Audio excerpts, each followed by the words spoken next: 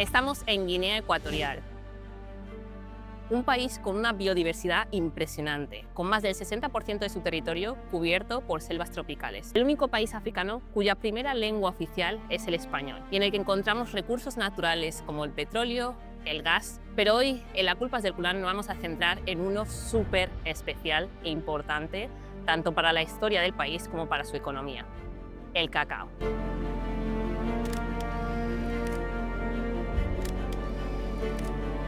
¡Viva la República de Guinea Ecuatorial!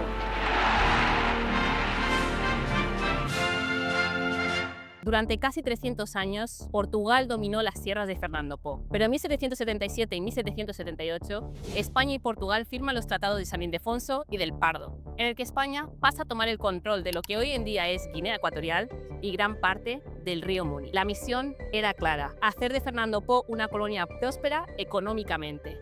Pero el tiempo pasó y los españoles no terminaron de afianzarse. El problema: los ingleses. Los británicos vieron una oportunidad y no la desaprovecharon. En 1827 fundaron la ciudad de Clarence, hoy en día Malabo, y trajeron consigo trabajadores de Sierra Leona y la costa del Cru, creando una comunidad única, los criollos o fernandinos. Fernando Po se convirtió en una isla culturalmente anglófona, con fuerte influencia británica y protestante. España observaba desde la distancia cómo su colonia estaba dominada por ingleses, y en 1840... Cuando la primera expedición española llega para recuperar el control, su comandante no tiene más remedio que aceptar que los británicos están dominando. ¿Y qué hace? Pues nombra gobernador a un capitán inglés llamado John Peacroft. Pero España no estaba dispuesta a rendirse. En 1858 envían al primer gobernador español, Carlos Chacón. Con él llegan los primeros intentos serios de colonización. Carreteras, edificios, la presencia de jesuitas, pero el comercio seguía sin despegar. Los comerciantes catalanes que intentaban hacer negocios en África no lograban competir con los británicos. Y es que los ingleses acusaban a los comerciantes catalanes de tráfico negrero y saboteaban su comercio.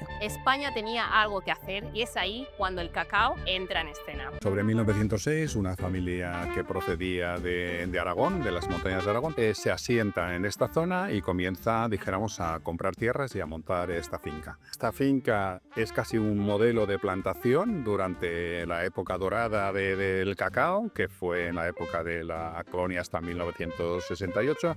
Era una de las fincas más famosas donde normalmente cada vez que venía una autoridad venía a ver la finca porque estaba muy bien cuidada y muy moderna. En aquella época mi padre empezó a trabajar en la finca como empleado, porque mi padre era ingeniero topógrafo, hacía los mapas de la isla. Yo nazco aquí en esa casa y yo...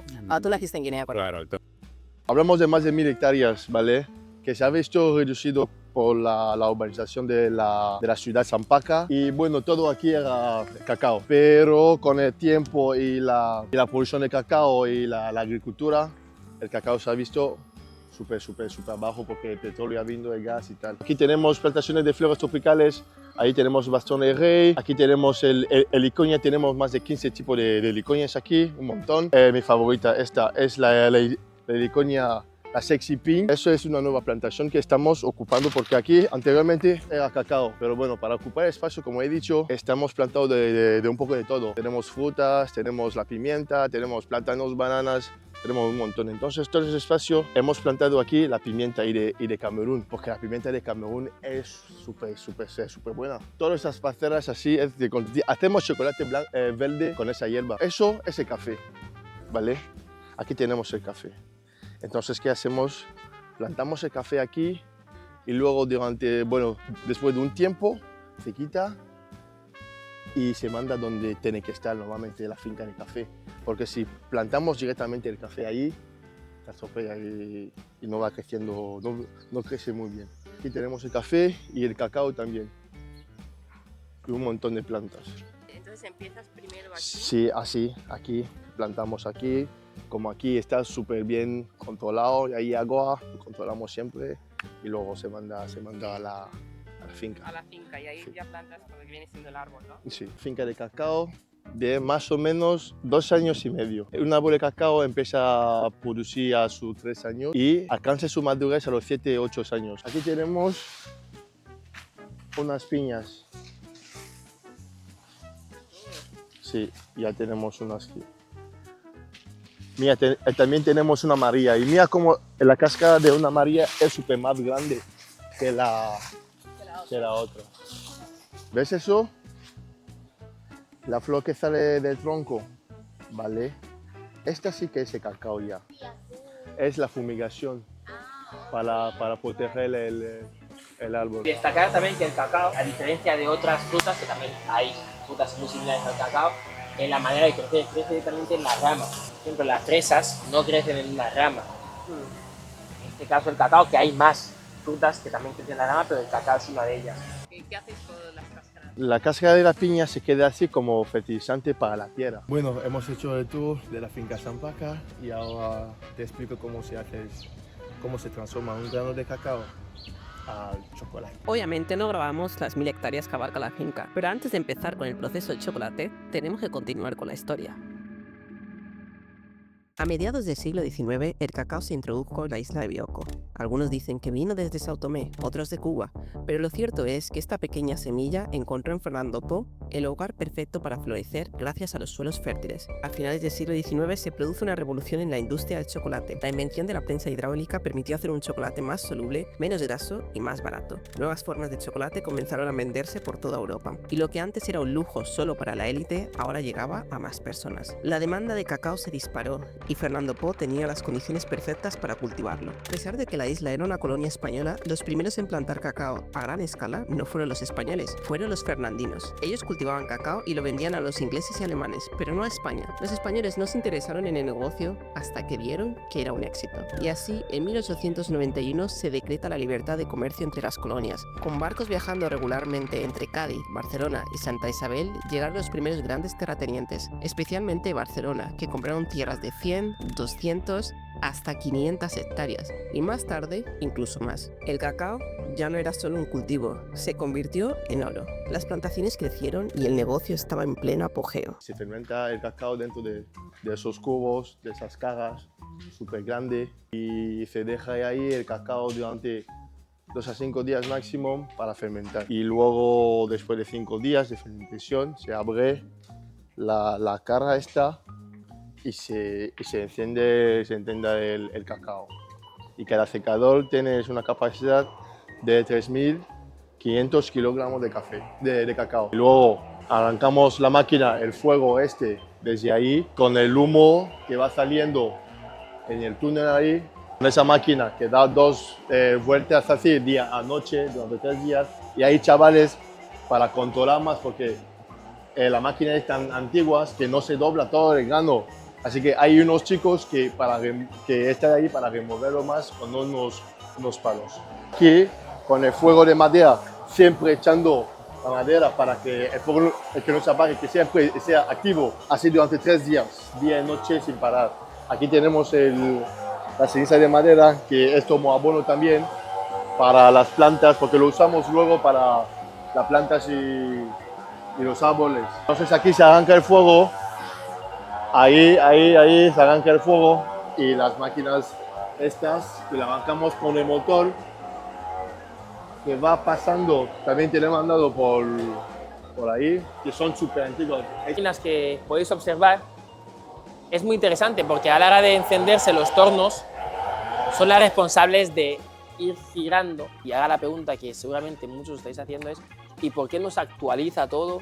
Es que ahí está el encanto, que todavía se siga manteniendo la ingeniería del siglo XX. No hay ninguna parte del mundo actualmente que todavía siga manteniendo este proceso, porque es muy costoso, es mucho más costoso que si se hiciera más moderno.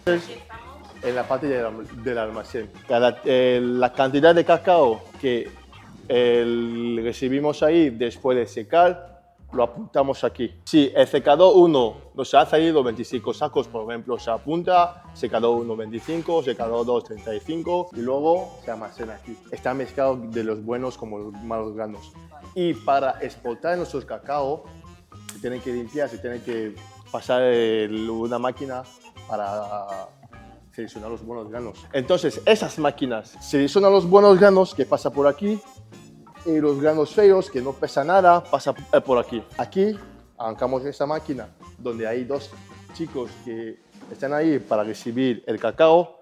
Se coloca el saco de cacao ahí, se recibe de ahí arriba y luego se tira el cacao ahí dentro. Echamos el cacao ahí dentro ya mezclado con los buenos, con los malos, suciedad y tal. Y esas máquinas van a empezar a seleccionar los buenos granos y tal que pasa por aquí, ¿vale? Y la otra parte ahí me sale los granos súper secos que tal que ha salido mal. Entonces hay otros grupos de chicos que están ahí abajo esperando el cacao con la bolsa. Hay un chico que está esperando aquí, así, y luego se pesa aquí 61 kilos. Son más exactas Sí, que las digitales. sí. Claro. Esa edición es más exacta, sí. ¿Cuánto tiempo lleva esta máquina? Ahí, Desde el 1916. sí. Se almacena el cacao aquí y a otra sala de la otra parte donde se guarda. Y ya cuando el cacao está ahí es para exportar, es para el mundo. En el siglo XX, por fin se produce el apogeo del chocolate y la isla se convierte en uno de los mayores productores de toda África, gracias a sus suelos fértiles, a la mano de obra traída de países como Nigeria y también a la exportación a países como España. Pero ¿qué pasó? Que en 1968 se firma la independencia y esta industria colapsa. Viva la República de Guinea Ecuatorial, de la que pasó a ser su primer presidente constitucional. ¡Viva la República de Guinea Ecuatorial!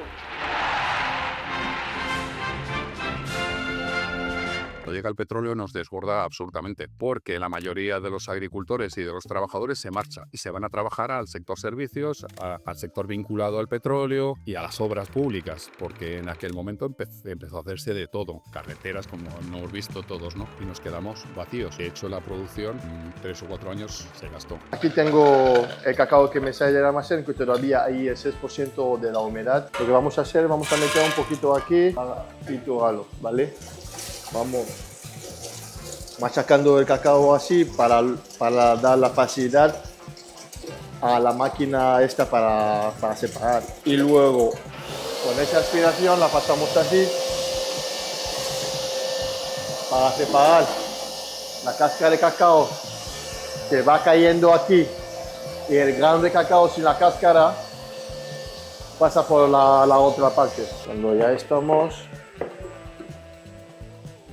entonces aquí, como os he dicho, tenemos la cáscara de cacao, sin el cacao, nada más la cáscara. Aquí tenemos el cacao sin la cáscara, que con eso vamos a montar nada más máquinas de chocolate negro. Y para hacer el chocolate blanco se usa la manteca de chocolate. Todavía hay 6%, quemamos el 6% aquí dentro de esa máquina súper grande. Agregamos la temperatura y la encendemos. Y la máquina va dando vuelta así durante 30 minutos. Y luego ya con un termómetro controlamos que ya se han quemado el 6%, pasamos a la sala de la máquina. Lo que vamos a hacer es pasarlo aquí, el molino, para moler. Después de moler se queda así en polvo y con ese polvo montamos una máquina de chocolate.